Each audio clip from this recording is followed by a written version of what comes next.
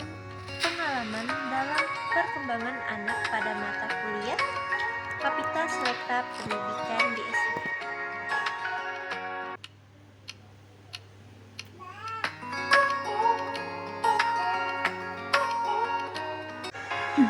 Nah, pada pembahasan kematangan dan pengelolaan dalam perkembangan anak dibagi menjadi 3, yaitu yang pertama, kematangan dalam perkembangan anak, dan yang kedua, pengalaman dalam perkembangan anak, dan yang ketiga, implikasi bagi guru. Pertama, kita akan membahas mengenai kematangan dalam perkembangan anak. Yang pertama, pengertiannya. Proses kematangan ditandai oleh kematangan potensi-potensi fisik maupun psikis seseorang. Jadi, kematangan mempengaruhi kualitas hasil usaha belajar anak. Misalnya nih, apabila seorang anak yang menunjukkan keinginan untuk berjalan kemudian dihalang-halangi dengan cara melarang belajar berjalan selama 2 bulan, maka fungsi tersebut tetap menjadi matang tetapi dalam kondisi terbelenggu dan tidak terlatih. Dan selanjutnya ada perkembangan merupakan hasil proses kematangan. Perkembangan fisik dan mental, yaitu setiap manusia berbeda-beda yang mempunyai ciri di mana setiap berasal dari proses kematangan intrinsik. Nah, intrinsik adalah perbuatannya, karakteristik atau ciri-ciri yang secara potensial dan sebagian lagi berasal dari latihan dan usaha individu. Proses kematangan ada pada individu yang berasal dari warisan genetik atau keturunan.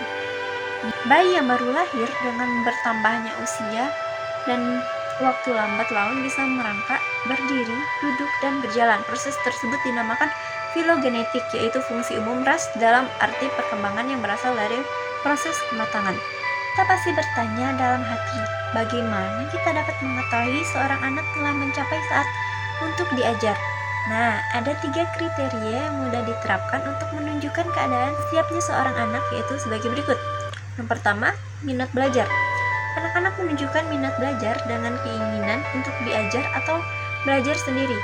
Dan yang kedua, minat yang bertahan ketika anak telah siap untuk belajar. Nah, minat mereka tetap walaupun mereka menghadapi hambatan dan kesulitan. Yang ketiga, kemajuan dengan berlatih. Anak yang telah siap belajar akan menunjukkan kemauan walaupun sedikit dan berangsur-angsur. Selanjutnya, yang ketiga ada prinsip perkembangan anak. Anda tentu mengetahui bahwa tugas perkembangan dimiliki oleh setiap manusia sesuai dengan fase-fase perkembangan manusia. Masa anak-anak, masa sekolah, masa adolesen, masa dewasa, dan masa usia lanjut. Jadi setiap manusia mempunyai banyak tugas-tugas perkembangan dari awal hingga akhir kehidupan. Nah, tugas-tugas perkembangan tersebut berkaitan dengan kematangan atau masa peka di mana kematangan itu dipunyai pada setiap tugas perkembangan dan harus dimanfaatkan sebaik-baiknya. Prinsip perkembangan, beberapa prinsip dari perkembangan itu adalah sebagai berikut. Yang pertama ada perkembangan mengikuti pola tertentu. Nah, semua anak mengikuti pola perkembangan yang sama dari satu tahap menuju tahap berikutnya. Contohnya, sebelum dapat berjalan, bayi terlebih dahulu belajar berdiri. Demikian juga bila anak yang belum bisa menggambar, akan sulit sekali membentuk gambar segi 4. Anak akan memulai dengan menggambar lingkaran. Dan yang kedua, perkembangan bergerak dari tanggapan yang umum menuju tanggapan khusus. Nah, dalam fase perkembangan baik motorik maupun mental, tanggapan anak pada mulanya bersifat umum dan kemudian baru bersifat khusus. Sebagai contoh, bayi melambaikan tangannya pada umum membuat gerakan sebelum mereka mampu memberi tanggapan khusus, seperti menggapai benda yang diletakkan di depannya. Hal serupa terjadi pada perilaku emosi bayi, di mana mereka mula-mula bereaksi terhadap benda-benda asing tidak dikenal dengan rasa takut yang umum. Dan yang ketiga ada perkembangan secara berkesinambungan.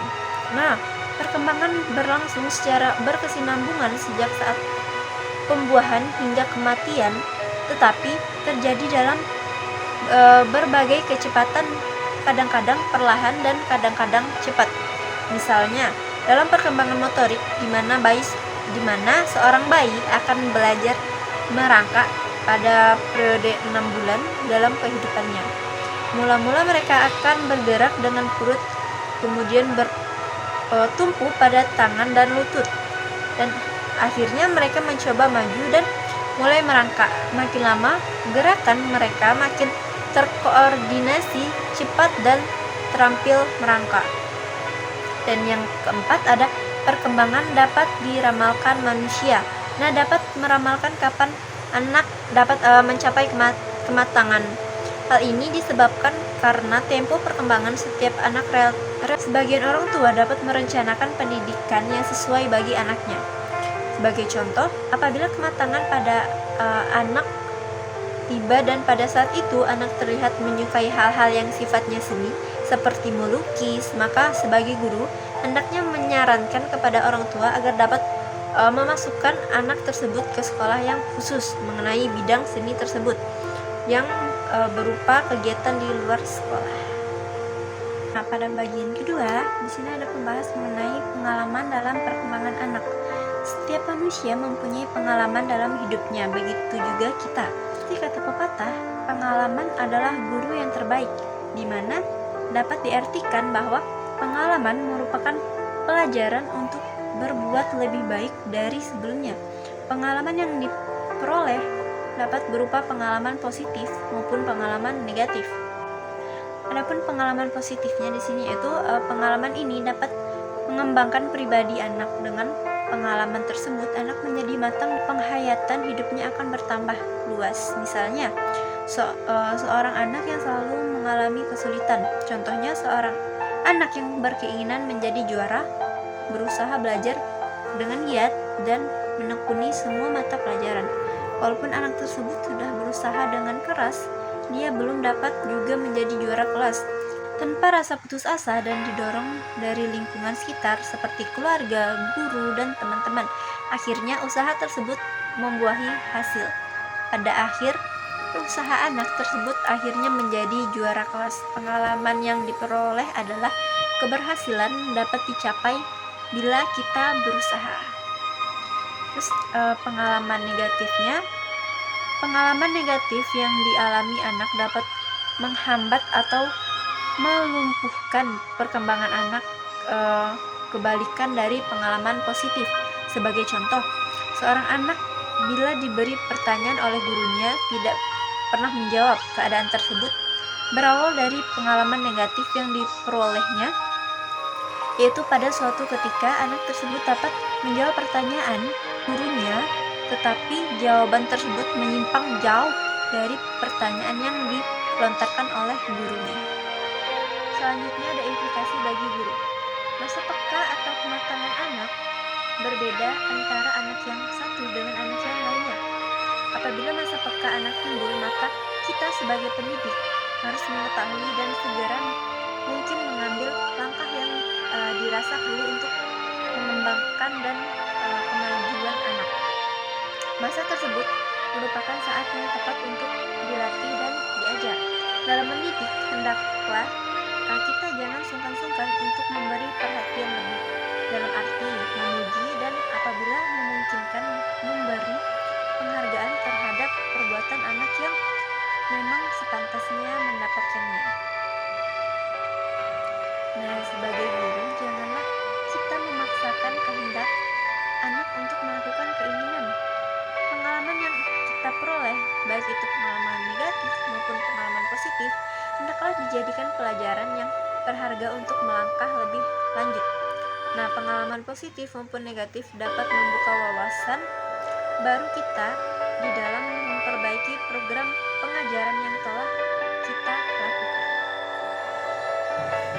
Sekian pembahasan dari saya tadi. Jika ada salah kata, saya mohon maaf. Semoga apa yang saya sampaikan dapat bermanfaat untuk kita semua.